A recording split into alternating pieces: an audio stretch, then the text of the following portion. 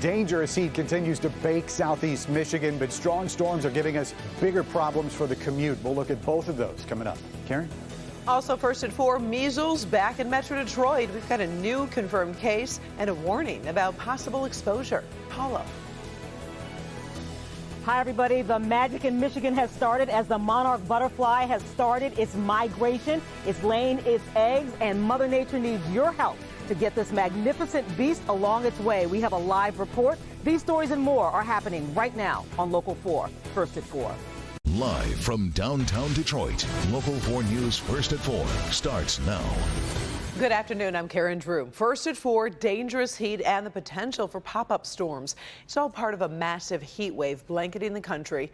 31 states affected, about 153 million people suffering through heat and humidity, ranging from the Southwest to New England and the Canadian border. Let's get to Ben Bailey.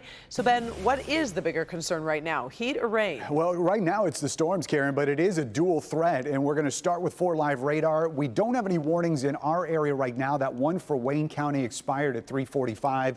That's the cell that prompted it, which is weakened. But look at this. There's another one just now starting to cross into western Wayne County, pretty much rolling into the airport right now, and you can see reds and purples indicating intense rainfall. Radar estimates of over 1.5 inches fell right when this storm entered Wayne County, this first one.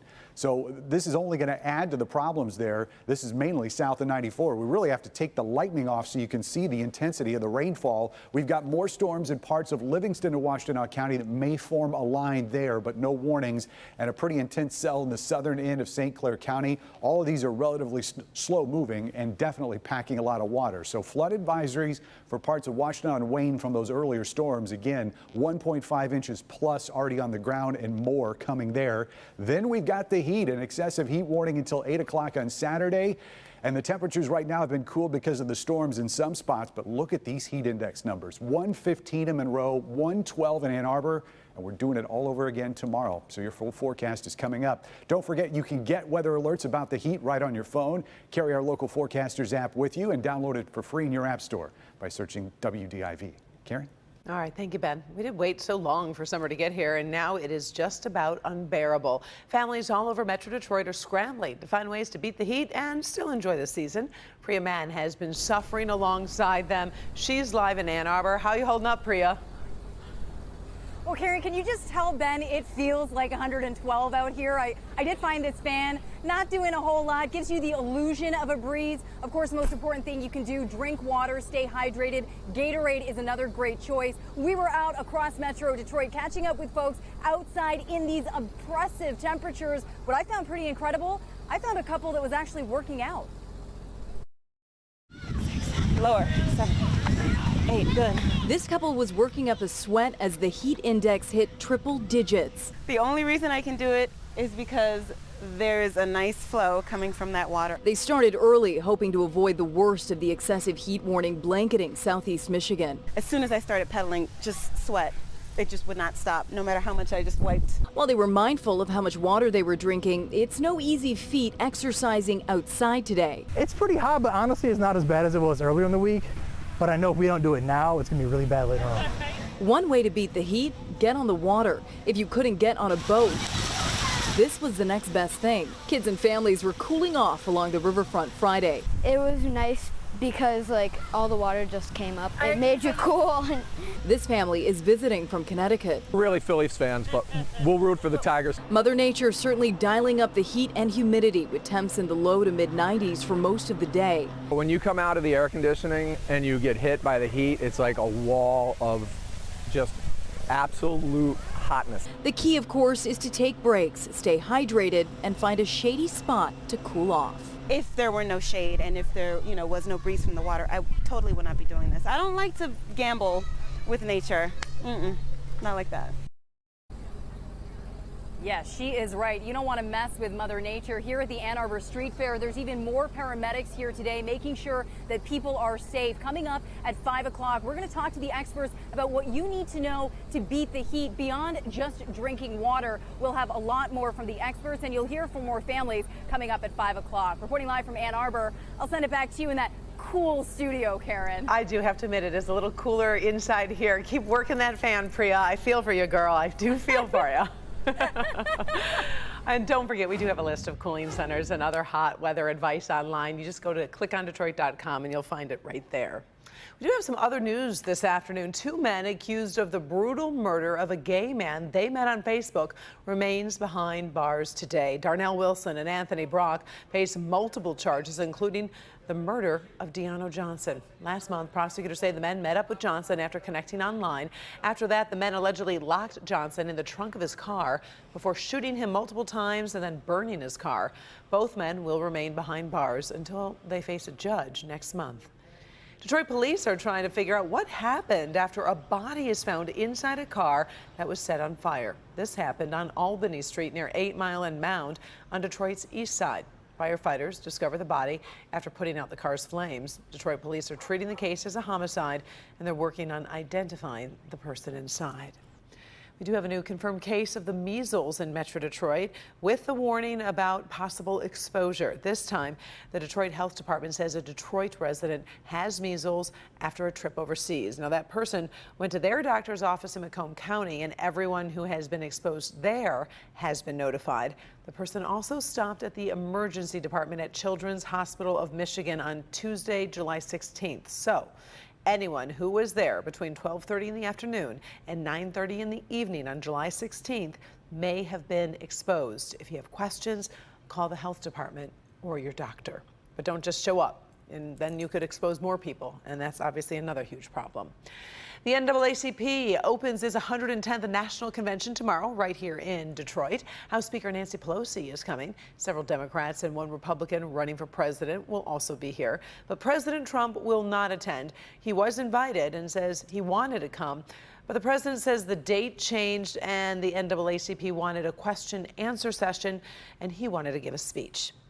President Trump is flip-flopping on those controversial chants of "send her back" at a campaign rally Wednesday night.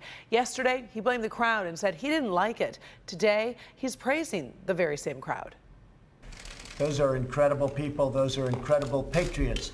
But I'm unhappy when a congresswoman goes and said, "I'm going to be the president's nightmare." She's going to be the president's nightmare. She's lucky to be where she is. President seemingly referring to Minnesota Congresswoman Ilhan Omar, who was given a very warm welcome when she returned to Minnesota last night. Meantime, Iran's Revolutionary Guard just confirmed it's seized a British oil tanker. Now, it claims the ship was not complying with international laws and regulations. The news came just after President Trump said Iran will pay a price if it does anything foolish. President Trump will talk to Britain about the seizure, and we're watching the Persian Gulf very closely. Here at home, people are talking online about the return of the monarch butterflies to Michigan. The butterflies' numbers have been plummeting all around the world, and now many Metro Detroiters are doing their part to turn the tide. Paula Tutman has been talking to people in the Friends of Birds and Bees and Butterflies Facebook group, and she found some amazing stuff. For the next few weeks, monarchs are looking for milkweed to lay their eggs so this fourth and final generation can continue the last leg of the journey. The last one completes about a 9-month journey to Mexico and back. Kristen LaForce is a staff biologist for DTE. And monarch butterfly populations here have declined about 90%. So again, you too can make changes. On the Friends of the Birds, Bees, and Butterflies Facebook forum started by Debbie Moffitt. Safely behind our sunflower plant is our little butterfly house. A group of so-called bee-threeers have joined the movement, creating habitat, securing eggs, and watching the wonder of Mother Nature, while also assisting her. We were excited to add the addition of monarch butterflies to our yard this year. When we found out that they were growing underneath our porch, we were really surprised. In every corner of the state, we're finding people who are joining this small but powerful environmental movement for the crown jewel, the monarch. And now I'm releasing butterfly number 31 of the summer. Karen Hoffman, however, has been an early adopter. Some people bring their dogs to work and you bring your butterflies? I bring my butterflies. Years ago, she became a self-taught expert whose home and office at the Wayne Metropolitan Community Action Agency have actually become certified monarch way stations through the Monarch Watch organization. You're just looking for a white dot.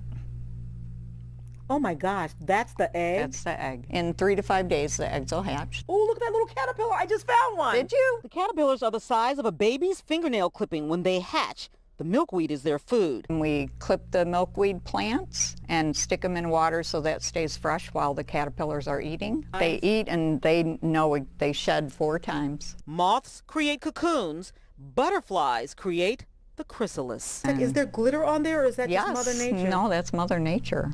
Yes, there's gold. If you look, you can see the wings, the pattern of the wings already on the butterfly. Brought you a chrysalis. Is that for me? Yes. Where you can see it. And perhaps Mary of St. Clair Shores got the most incredible video of all, the magic of rebirth. Wow, did you see that? That is absolutely incredible. So the metamorphosis is spectacular. And our biologist from DTE explains that because deer and predatory insects and, of course, lawnmowers are so fatal to monarch eggs, the more people who properly raise the caterpillars in their kitchen, the better chance that these butterflies actually have a chance to make it to butterflyhood. And here's the thing. You actually don't even need a fancy butterfly house, even though I admit I did buy one online today. All you really need is a plastic cup like this, and I anxiously await the birth of my grand monarch. Karen? I am looking forward to it, and I know you will update us. We appreciate it, Paula. You got some really crazy posts. You got some great video today. It was really cool to actually see all the development. So great story. We appreciate it. Still ahead, major retailer working to make Halloween more inclusive for children who might feel left out sometimes. We'll show you those new costumes. And marathon mom. She set a world record and found relief from a common problem facing new mothers. But first, new information about the end of Dress Barn. We'll also tell you about an essay about women, their bodies, and their clothes. That's right after the break. Number 1 at 4, 5, 6, and 11. Metro Detroit's #1 news website. Local 4 and click on Detroit.